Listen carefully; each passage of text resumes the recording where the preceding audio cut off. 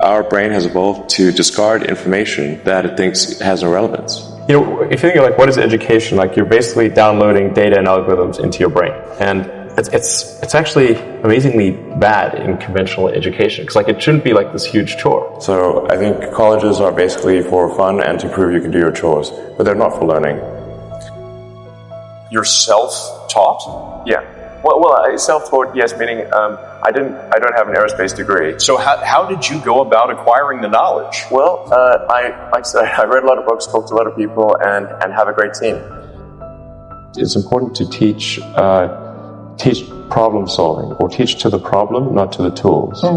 So this would be like, let's say you're trying to teach people about how engines work, or you could start by a more traditional approach would be to say, well, we're going to teach you all about screwdrivers and wrenches, and you're going to have a course on screwdrivers, a course on wrenches, and all these things. And this is a very difficult way to do it. A much better way would be like, here's the engine. Now let's take it apart. How are we going to take it apart? Oh, you need a screwdriver. That's what the screwdriver is for. You need a wrench. That's what the wrench is for. And then a very important thing happens, which is that the relevance of the tools becomes apparent. You don't need college to learn stuff, okay? Everything is available basically for free. You can learn anything you want for free. It is not a question of learning.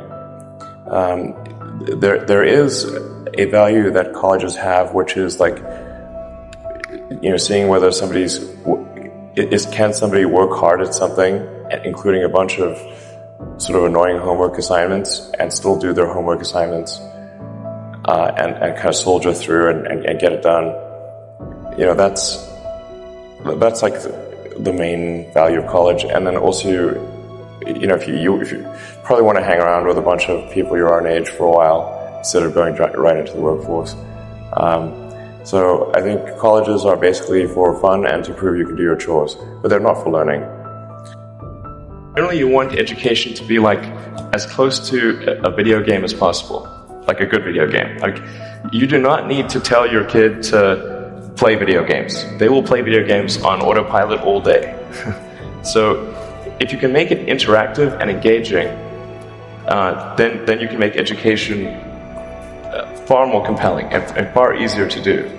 So you really want to disconnect the whole grade level thing from the subjects. Allow people to progress at the fastest pace that they can or are interested in each subject. It seems like a really obvious thing.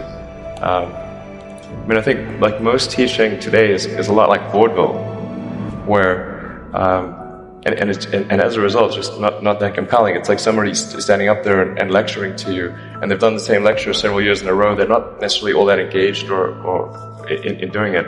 If you think of like what is education, like you're basically downloading data and algorithms into your brain, and it's actually amazingly bad in conventional education because like it shouldn't be like this huge chore. Like the more you can gamify the process of learning, the better. Like for my kids, I do not have to encourage them to play video games. Okay, I have to like pry them from their hands, like crack. Yes. It's like drop that crack needle.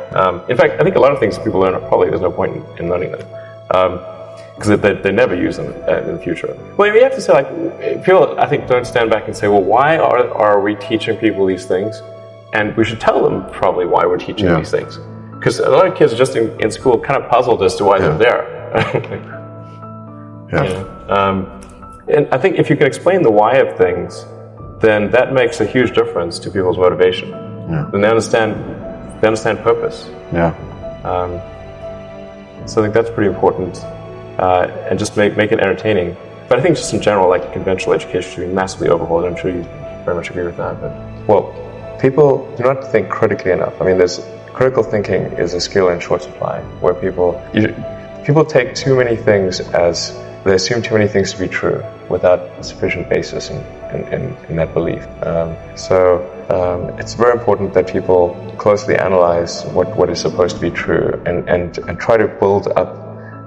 Try to say, let's analyze things from first principles, not by analogy or not by convention. If you assume things are true by convention, which is actually what most people do, then it's difficult to gain insight into how things can be bettered. So, in any argument or any sort of train of thinking, You want to make sure that the underlying premises are valid and applicable, and then in reaching a conclusion, that the conclusion you're reaching is necessarily driven by the underlying premises and the interconnection between those premises. That may seem like a really simple thing to say, but most people don't do that. So it's really the foundation of rational thought. I think there's maybe there are definitely some good schools out there, but I think some of the mistakes, at least in my opinion, that I see being made in education is that the teachers do not explain why kids are being taught a subject. Just sort of get dumped into math and well, why are you learning math? What's the point of this? It seems like some people maybe it's, I don't know why I'm being asked to do these strange problems. But the why of things is extremely important, because our brain has evolved to discard information that it thinks has no relevance.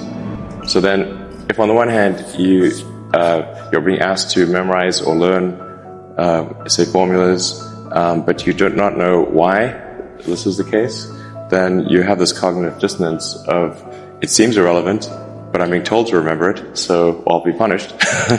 so I better remember it. But so the why of things is very important, and then being able to, and then picking kind of a problem, and then using various educational tools to solve that problem, like using math or physics or economics to solve that problem, is far more engaging than teaching the tools. A university education is often unnecessary. That's not to say it's unnecessary for all people, but I think you probably learn about as much, or the vast majority of what you're going to learn there in the first 2 years, and most of it is from your classmates. Now for a lot of companies, they do want to see the completion of the degree, because they're looking for someone who's going to persevere and see it through to the end. And that's actually what's important to them. So it really depends on what somebody's goal is. If the goal is to start a company, I would say no point in finishing college. So I think that's how it should be. And it shouldn't be that you've got these grades where people move in lockstep. And so everyone goes through, goes normally, we'll go through English, math, science and so forth from 5th grade to 6th grade to 7th grade, it's an assembly line. But people are not objects on an assembly line. That's a ridiculous notion.